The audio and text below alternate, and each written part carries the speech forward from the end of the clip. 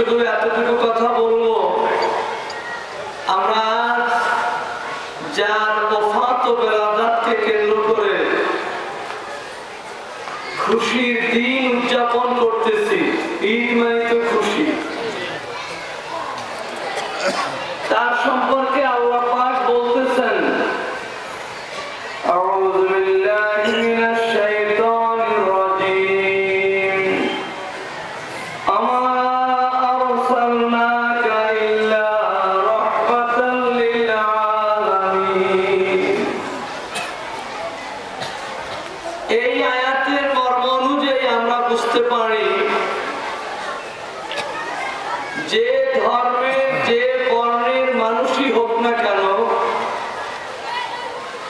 যে দেশ ও যে জাতির অন্তর্ভুক্ত মানুষই হোক না কেন,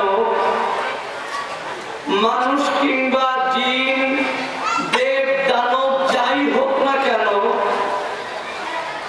যত সৃষ্টি আল্লাহ আছে,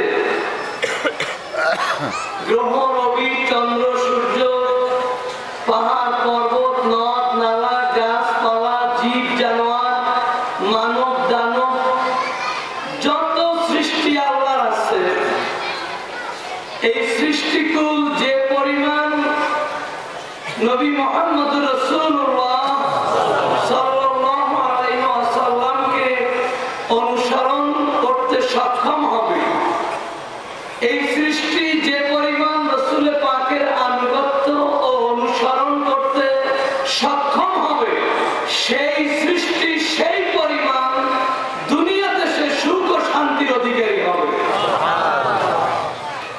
সেটা যদি হয় ঈমানের সাথে, তাহলে কবর হাসর পরকালেও সে অনন্ত সুখের অধিকারী হবে। সুতরাং আল্লাহ পাক নবীকে কেবল গুটি কয়েক রীতিনীতি